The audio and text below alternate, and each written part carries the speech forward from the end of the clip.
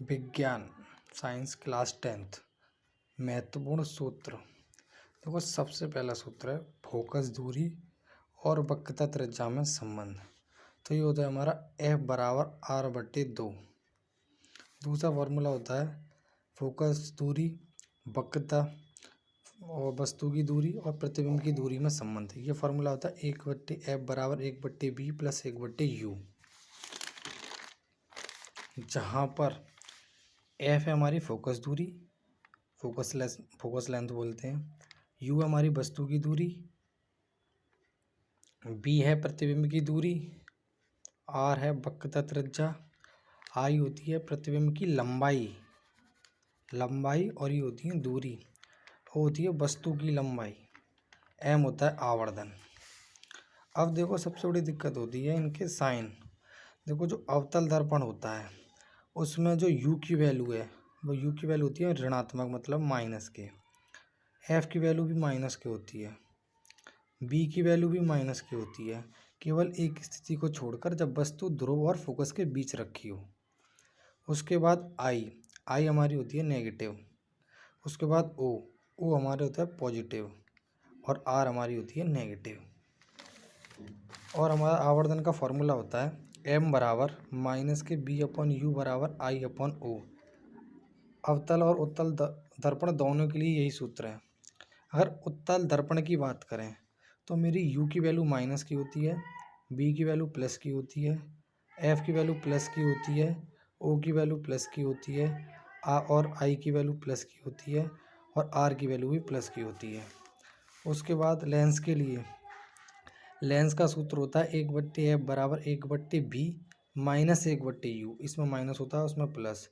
अगर उत्तल लेंस की चिन्ह परिपाटी की बात करें तो U की वैल्यू होती है ऋणात्मक, O की वैल्यू होती है धनात्मक, I की वैल्यू होती है ऋणात्मक, F की वैल्यू होती है धनात्मक। उसके बाद R की वैल्यू मेरी होती है धनात्मक और B की वैल्यू भी मेरी होती है धनात्मक। इसके लिए आवर्धन का सूत्र होता है M बराबर B/U और I/O। लेंस में प्लस होता है और दर्पण में माइनस होता है। अगर बात करें अवतल लेंस की, अवतल लेंस में F की वैल्यू माइनस, R की वैल्यू माइनस की, O की वैल्यू प्लस की, I की वैल्यू माइनस की प्लस की, B की वैल्यू माइनस की और U की वैल्यू भी माइनस की। होता है लेंस की क्षमता का फॉर्मूला। लेंस की क्षमता का फॉर्मूला होता है P बराबर 1/F, जहाँ F जो है मीटर में हो तो 1/F, और जहाँ F अगर सेंटीमीटर में तो आता है 100/F, और क्षमता का मात्रक होता है डायोप्टर। अगला फॉर्मूला होता है Q बराबर NE। अगला फॉर्मूला होता है Q बराबर IT। एक फॉर्मूला होता है B बराबर W/Q। अगला होता है B बराबर IR। अगला फॉर्मूला होता है रो बराबर RA/L।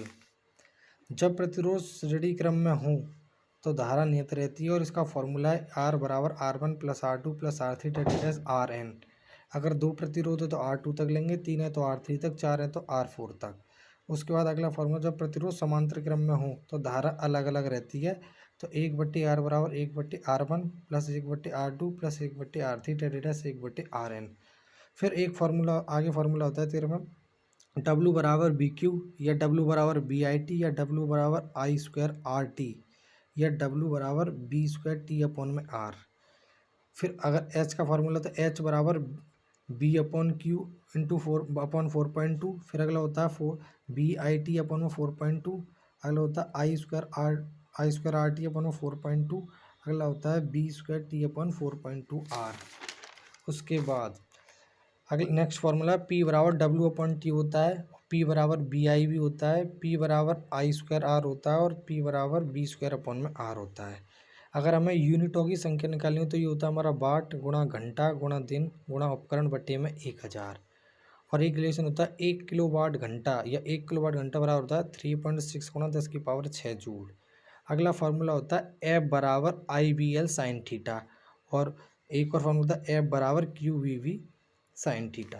देखो जहाँ जो मैंने अभी जो सारे फॉर्मूले हैं, यहाँ पर जो Q होगा वो हमारा वैद्युत आवेश होता है, N होता है इलेक्ट्रॉनों की संख्या, E होता है, E पर होता है 1.6 × 10⁻⁻19 कूलम चार्ज होता है, I हमारी होती है वैद्युत धारा, R होता है हमारा प्रतिरोध, बी होता है विभवांतर, एल होती है लंबाई, रो होती है विशिष्ट प्रतिरोध, डब्ल्यू होती है ऊर्जा, टी होता है समय। उसके बाद एच होती है हमारी ऊष्मा, पी होती है हमारी शक्ति, एफ होता है बल। कैपिटल एफ होगा तो बल, स्मॉल एफ है तो फोकस दूरी। उसके बाद बी होता है चुंबकीय क्षेत्र की तीव्रता।